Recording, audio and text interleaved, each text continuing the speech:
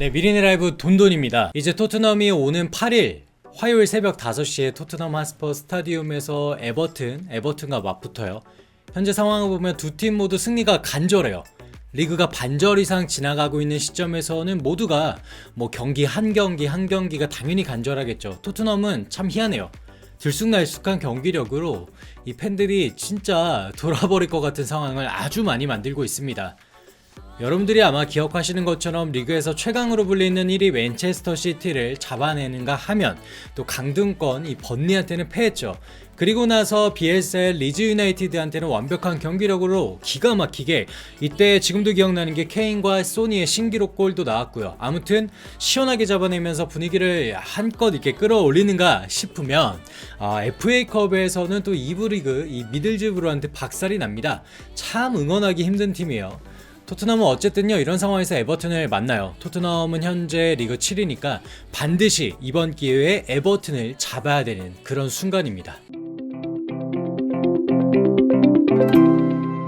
근데요 에버튼의 상황도 만만치 않아요. 어쩌면 더 안 좋다고도 볼 수 있겠죠. 지금 순위표 여러분들 이제 띄워드리는 거 보시면 리그 순위가 17위까지 떨어졌습니다. 강등권인 18위 번니와 단 1점 차이고, 물론 경기수가 24경기로 다른 팀들에 비해 적은데 그럼 남은 경기 하면 다 이기냐? 절대 아니죠. 리그 분위기가 매우 좋지 않은 에버튼이에요. 최근 6경기에서 1승 5패, 그리고 에버튼이 물론 FA컵에서는 승리했지만 리그에서는 2연패 기록 중입니다.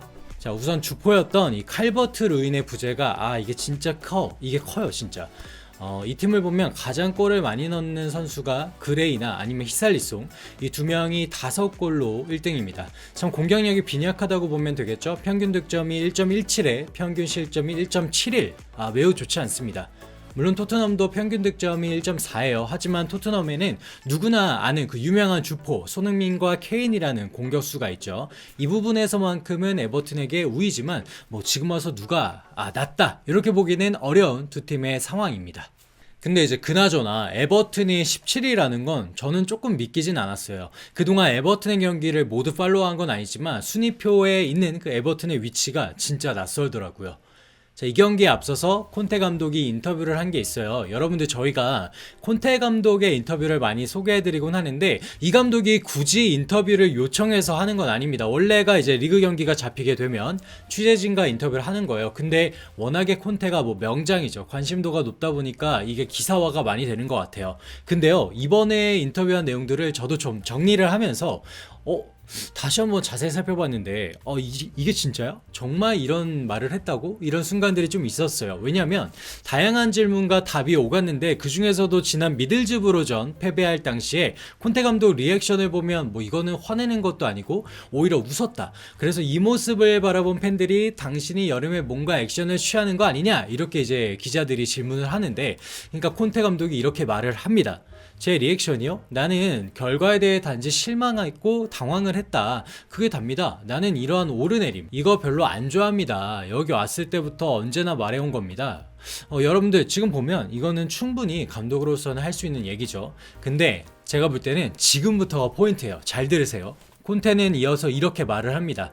토트넘의 스토리가 이거예요. 많은 부침이 있습니다. 그러나 경쟁력이 있기 위해선, 무언가 얻고자 노력하기 위해선, 그리고 중요한 것을 쟁취하고 강한 팀이 되기 위해선 가장 먼저 해야 할 일, 안정돼야 되고 이런 부침을 피해야 되는 것입니다.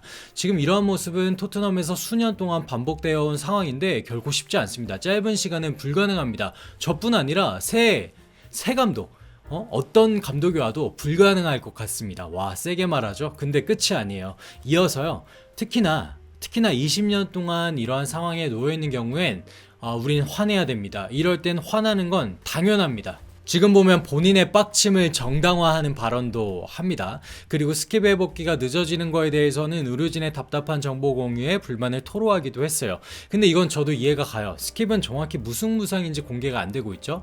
부상 회복이 너무 더딘 것 같아요. 특히나 토트넘 미드필더진이 지금 굉장히 취약하기 때문에 스킵 회복기가 절실할 텐데 참 답답한 상황이죠. 어쨌든 지금 콘테의 인터뷰 내용을 좀 바라보게 되면 확실한 건 비난의 수위가 예전보다 확실히 올라가고 있다는 걸 알 수가 있습니다. 자, 이외에도 부상 복귀 선수라던가 벤탄쿠르 돌아오고 탄강과 스킵은 여전히 못 나오는 거 얘기했고, 첼시 매각에 대해서도 언급을 합니다. 전반적으로 보면 콘테 감독의 입장이 이해 안 가는 건 아니에요. 지금 구단의 부진이 1차로는 콘테의 책임으로 돌릴 수는 없겠죠. 어쨌든 겨울 이적 시장에서 겨우 데려온 게 벤탄쿠르 그리고 클립세스키, 이게 전부죠. 그러니까 콘테 감독 성에는 분명히 차지 않을 테니까 말이에요. 하지만 지금 토트넘의 최근 모습처럼 연달아 패배하는 모습을 바라보면 감독도 결코 책임에서 자유로울 순 없단 말이죠. 자, 특히 지난번 2부 리그로 볼 수 있는 미들즈브로전에서 무기력한 패배, 와, 이거는 진짜 실망이 컸어요.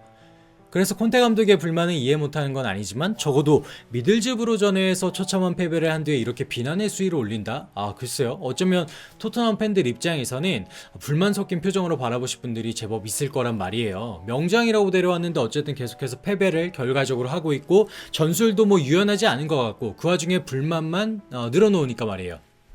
자, 그래서요, 처음에는 분명히 콘테에게 우호적이기만 하던 언론이나 팬들도 이제 슬슬 다른 의견을 내는 모습들이 종종 보입니다. 특히 그 중에서도 여러분들한테 말씀드리고 싶은 게, 아스톤 빌라에서 뛰던 그 아그본나오가 최근 풋볼 인사이더와 인터뷰에서 콘테 감독을 그야말로 저격을 합니다. 아그본나오는 버니 경기가 끝난 후 솔직히 콘테 반응이 혼란스러웠다면서, 그는 리즈를 이겼을 때는 행복했는데 그러나 지면 징징거렸다. 징징거렸다. 이렇게 지적을 합니다.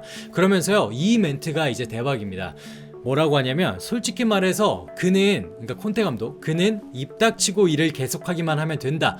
와, 맹비난합니다. 진짜 이거는 사이다를 넘어서 이 정도면 독을 입에다 물고 거의 콘테한테 뿌리는 거 아닙니까? 아그본나오가 멈추지 않고 또 얘기를 해요. 선수로서도 콘테의 분노에 짜증이 날 것이다. 선수들은 우리 모두가 노력하지 않았다면 이해하지만 정말 열심히 뛰었고 어쩔 수 없이 게임에서 졌다. 그런 일은 분명히 일어날 수 있다. 이렇게 지금 설명을 할 거예요. 와, 진짜 다른 나라에서 뭐 TV 보면서 욕할 수는 있어도 이렇게 언론과 인터뷰를 통해서 공개적으로 감독한테 차라리 닥치는 게 낫겠다고 하니까 살벌합니다. 어쨌든 콘테가 이 계속해서 징징거리는 게 예전처럼 실드만 쳐지지는 않는 게 현실 같아요. 하지만 콘테, 여러분들도 아시다시피 아마 안 바뀔 거예요. 사람 쉽게 안 변합니다. 결국엔 뭐 토트넘이 선수를 사주던가 아니면 콘테가 질려서 나가던가 이 둘 중 하나일 겁니다. 그냥 토트넘이 문제예요? 아님 레비가 문제일까요? 자, 어쨌든 이런 아찔했던 콘테 그리고 아그본나오의 인터뷰 이모저모를 들려드렸고요. 두 팀의 최근 상대 전적을 보면 에버튼이 2승 3무 1패로 아주 근소하게 앞서고 있습니다. 두 팀이 맞붙으면 6경기에서 17득점, 이게 평균 2.8득점 정도 나왔다고 하는데, 두 경기에서 13점이 나온 거니까 전반적으로 보면 많은 득점이 나오는 두 팀의 상성은 아닌 것 같아요.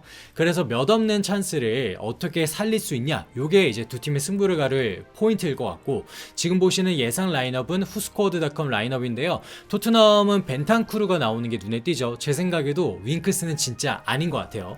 벤탄쿠르가 몸이 좀 좋으면 그냥 묻지도 말고 나오는 게 맞는 것 같습니다. 3-4-3으로 나설 것 같고요. 그 다음에 에버튼은 칼버트 루인이 훈련에는 복귀했다고 하지만 아직 선발은 어려워 보이고, 히살리송이 최전방에 서겠죠. 아마 4-3-3으로 에버튼은 특히 이 중앙이 두텁잖아요. 두쿠레, 알랑, 반더빅. 근데 글쎄요, 알리는 아마 이 경기에도 선발 라인업은 못 나올 것 같아요. 자, 화요일입니다.